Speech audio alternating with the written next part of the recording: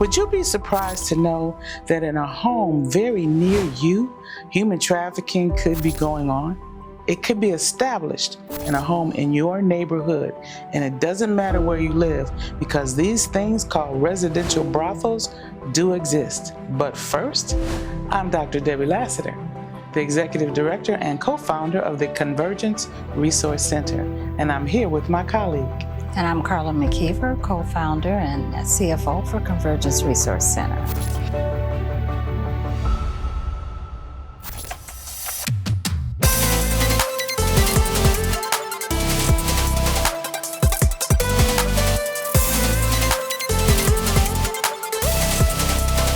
Today, we want to talk about residential brothels.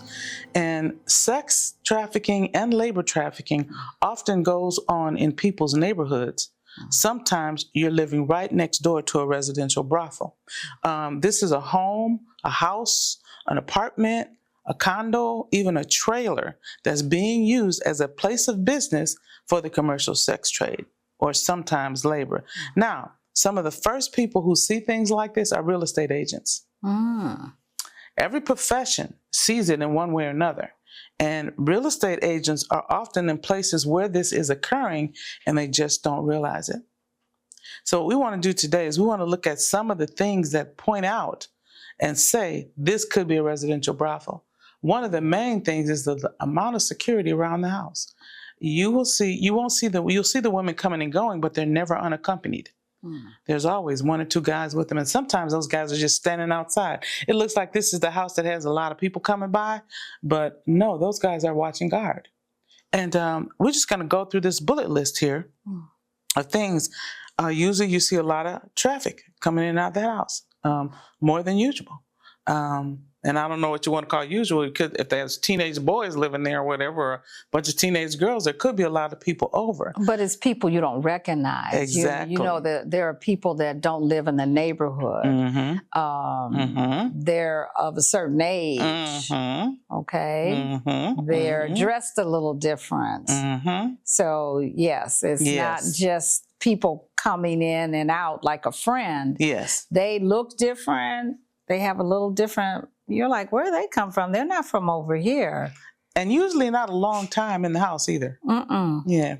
But another thing, many times these residential brothels are homes that have been taken over of an elderly person.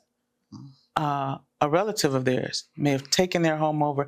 And in one incident in Minnesota, the elderly woman whose home it was, her grandson had taken over her home and turned it into a residential brothel. And she was living in one room in her house. One room, and she was afraid to come out of that one room. They'd take her food in there. I believe they let her go out to go to the bathroom, but basically she was so frightened and so afraid, and all of this activity was going on right in her home. The other thing that you may see are interior locks. Now, you don't often see, let's say if I walked into your house, I don't see padlocks on your bedroom doors, right? No, you will not see padlocks on any of my doors. But that's one of the things that they see is padlocks or locks of any kind on the bedroom doors and other doors of the house. Why do you need padlocks on your bedroom doors? Because you're doing something illegal. That's what that is. You're doing something that you should not be doing that can't be legal. So yeah. The padlocks are definitely a clue that something's is wrong. Not right here. Right. And then tenants or guests, like you said, they don't lack knowledge of the neighborhood. They're not used to being around there. And they go to the house, they go in and come right back out in a pretty short amount of time, most of the time. School-aged children that are not in school. Yes. So and they're not being homeschooled. Exactly. And they're not being homeschooled. You can tell. So I can remember years ago we were driving down Capitol and we saw these two little kids. It might have been three of them. These little kids were running around outside. These weren't babies, right? But they just had on their underwear, no shoes, no socks, no shirts, and they're running toward Capitol Drive off of I want to say it was 51st or 60th. And these little kids were just running, and nobody's behind them, nobody's watching them. And so we asked the kids, well, where do you live? What are you doing out here? And they're looking at us like, we don't know. So we walk them back down the block. And when we get to, do you live here? Do you live here? So we get halfway down the block and they go, they recognize this house. So we take them up to the house and we knock on the door. And when they open the door, the entire house is completely dark. And there are these things up on the windows that are not even really curtains. And it's completely dark in the house in the middle of the day. And the lady says, oh, thank you for bringing them back.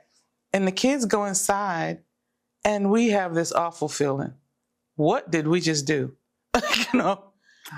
Do you know that no one could ever get back in that house again? You ring the doorbell, you knock on the door, nobody came. The police knocked on the door, nobody came. And they had no probable cause to break in or anything like that. But we, to this day, don't know what happened to those children. Well, when you do, when you call for a welfare check. Okay, but at that time. Yeah. Right? Yeah. First of all, we didn't know what a welfare check was. No. Right. And so, it wasn't a welfare check at that moment. The other thing you might see is well-rehearsed or inconsistent stories. If you're talking to two people, they're giving you word for word the same story. That's one indication right there that there's something that's not true in this story. Because if you and I tell the same story, we witness the same thing, it's not going to be word for word the exact same thing. Right. And I think I even heard that from, I can't, right now I just can't remember her name. I haven't thought about it.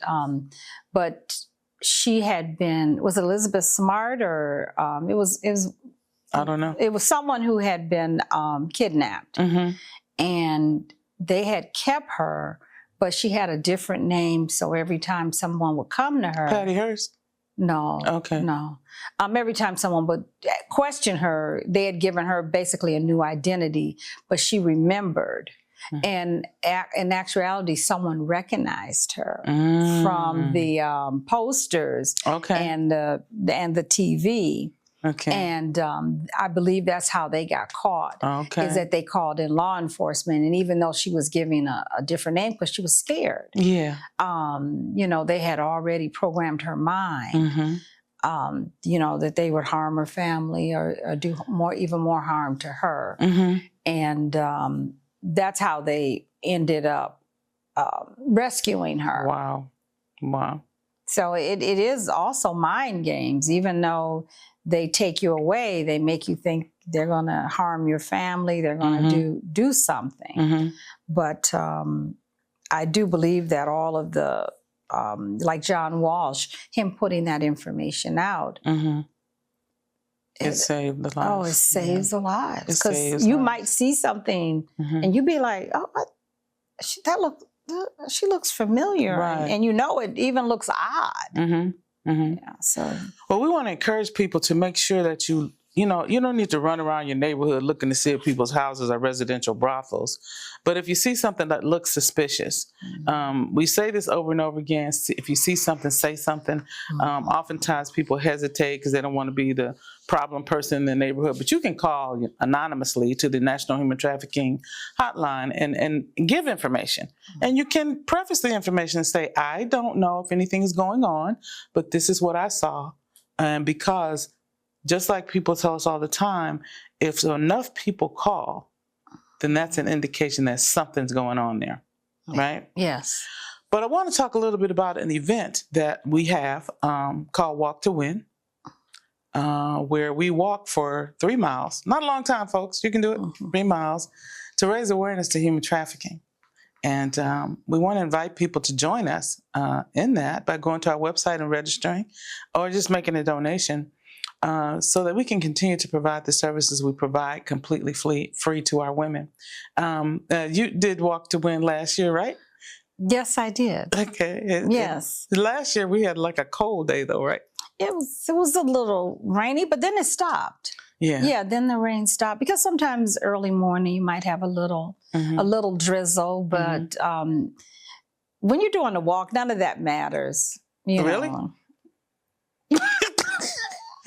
No, none of that matters. It'll go away. The sun will come out. Okay, if you And say so. yeah, you know, some people that are true walkers, none of that matters. None of that bothers them. Because you never know what the weather's going to be. But I for some reason, I can't remember the exact date. May 16th. It's May 16th. May 16th. So it's coming up really soon. Really soon. Because April is almost gone. So if you're interested in doing this walk to win, like she said, it's only 3 miles. Please go to our website. And I don't think, I want to make sure I mention our website as well, www.convergenceresource.org, and you will go to our events page, and it'll have all of the events that are coming up. And right now, the first one that's coming up in May is the Walk to Win. So we hope to see you there at that. That would be absolutely. We're just trying to raise awareness at this point. We have programs as well, but for this event, we're just doing awareness. We just want to make sure that folks are aware of residential brothels. They could be in any neighborhood. They found them in the suburbs, they found them in rural areas, and they have found them right in urban cities. So and they're a real thing. You know, some people don't want to believe that they're real, that they are. There was a young lady that we talked to, and she had she's a track star, actually. And she was telling us, and she was in New York, that a guy was taking her to like a house party. And when she went in, the guy took her upstairs, took her into a room, and told her, okay, I'll be right back. And he brings a man back. And he expects her to, for lack of better words, service this man. And she was kind of, you know, in shape and stuff. So she, you know, she got past the man. And she got all the way downstairs to the door to get out, but the door was locked. So she couldn't get out. And the guy picked her up and took her back upstairs into that room and told her, the only way you're going to get out of here alive is you must complete this business transaction. Wow.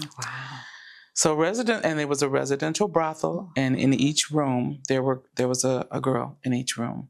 And you know, that really is not anything new. I know. These are things that have been going on from way back. You've seen movies where the houses are right in the middle of a neighborhood. Right in the middle of a neighborhood. Right. Kids playing and everything, and they're looking, because of all the activity. And like I say, there's people that are coming to the house that don't look like anyone that belongs over there. Exactly. Yeah. Yeah. So, but folks, we just want to remind you of those things. And Carla, how are they going to stay in touch with us? What do you want them to do? I want you to like and subscribe. Make sure you like and subscribe. And I always say, if you like the conversation, please share it with your friends. And also, don't forget about Triumph Rising, Joy 1340 with Dr. Lassiter.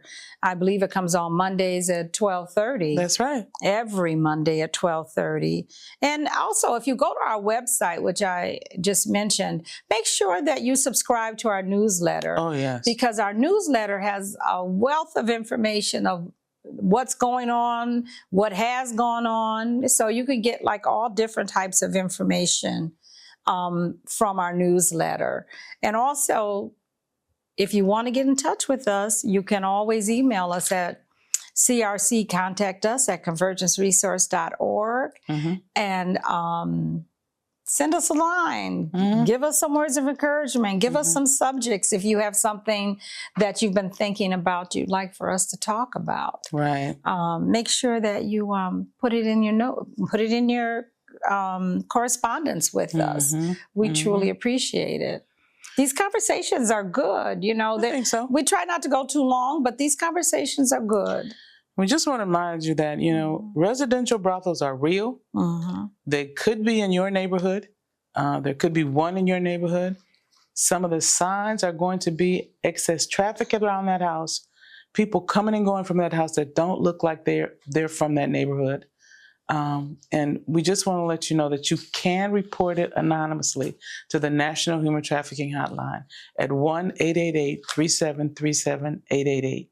That's 1-888-3737-888. Well, Carla, I guess we're about to wrap this one up. Yes. Yeah, and we just want to thank you guys for having this little conversation with us. And we'll see you next time. We'll see you next time. Like and subscribe.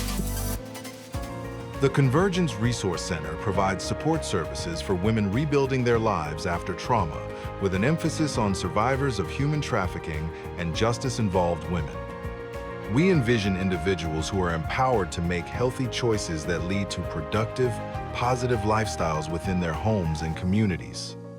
The Convergence Resource Center sincerely thanks everyone for their generous donations. Your compassion makes it possible for us to support women on their healing journeys, rebuild families, and strengthen communities. For more information about the Convergence Resource Center and how you can get involved, visit us online at www.convergenceresource.org.